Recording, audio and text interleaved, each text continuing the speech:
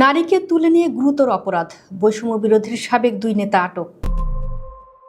মাগুরার মোহাম্মদপুরে বাড়ি ফেরত এক গৃহবধূকে ধর্ষণের মামলায় দুই তরুণকে গ্রেফতার করেছে পুলিশ। তারা দুজনেই বৈষম্য বিরোধী ছাত্র আন্দোলনের বিলুপ্ত উপজেলা কমিটির সদস্য। মঙ্গলবার দুপুরে মামলার পর রাতেই তাদের গ্রেফতার করা হয়। বুধবার দুপুরে দুজনকে আদালতের মাধ্যমে কারাগারে পাঠানো হয়েছে। গ্রেফতার তরুণরা হলেন উপজেলার গোপালপুর গ্রামের নাফিস আহমেদ স্বাধীন ও সিজান মাহমুদ সানি মোহাম্মদপুর আমিনুর রহমান কলেজের ইন্টারমিডিয়েট দ্বিতীয় বর্ষের ছাত্র। সোমবার রাতে ধর্ষণের শিকার হন ওই গৃহবধূ। তার স্বামী প্রবাসী। ভুক্তভোগী নারী ফরিদপুরের একটি পাটকলে কর্মরত। প্রতিদিন মোহাম্মদপুরের বাড়ি থেকে কর্মস্থলে আসা যাওয়া করতেন।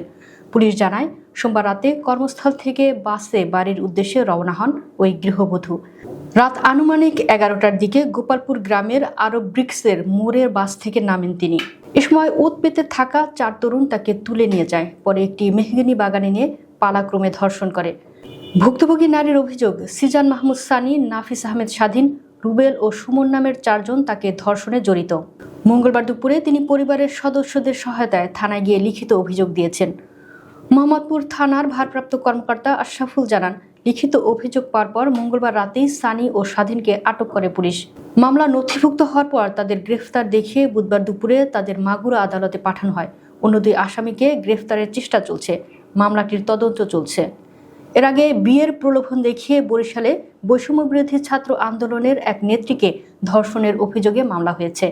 সুয়ান আল তালুকদার, বয়স 24 নামে বৈষম্য বিরোধী ছাত্র আন্দোলনের সাবেক এক নেতাকে আসামি করে বরিশাল মেট্রোপলিটন পুলিশের কোতোয়ালি মডেল থানার মামলা দায়ের করেছেন ভুক্তভোগী ওই তরুণী। মামলায় অভিযুক্ত আসামি সুয়ান আল তালুকদার বরিশাল নগরের কাউনিয়া থানাধীন মনসাবাড়ি তালুকদার ভিলার বাসিন্দা জাহাঙ্গীর তালুকদারের ছেলে। এজাহারে বাদী উল্লেখ করেছেন, বাদী বৈষম্য বিরোধী আন্দোলনের সাবেক কমিটির একজন নেত্রী। বৈষম্য বিরোধী আন্দোলনের পর তার সাথে অভিযুক্ত সুয়ানের পরিচয় হয়, যেখান থেকে বন্ধুত্ব ও প্রেমের সম্পর্ক গড়ে ওঠে। পরবর্তীতে মামলায় অভিযুক্ত যুবক বিয়ের প্রলোভন দেখিয়ে বাদীকে একাধিকবার ধর্ষণ করেন। এছাড়া গত 11 অক্টোবর বরিশাল শহরের সদর রোডস্থ একটি আবাসিক হোটেলে নিয়ে ধর্ষণ করেন এবং ভিডিও ধারণ করেন। আর সেই ভিডিও সামাজিক যোগাযোগ মাধ্যমে ছড়িয়ে দেওয়ার ভয় দেখে বিভিন্ন সময় বাদীকে ধর্ষণ করেন।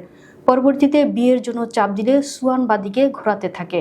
পরবর্তীতে বিয়ের কথা বলে গত 17 ডিসেম্বর দুপুর 12টায় বাদীকে নবগ্রাম রোডে নিয়ে যান সুয়ান এবং জানান তিনি বিয়ে করবেন না।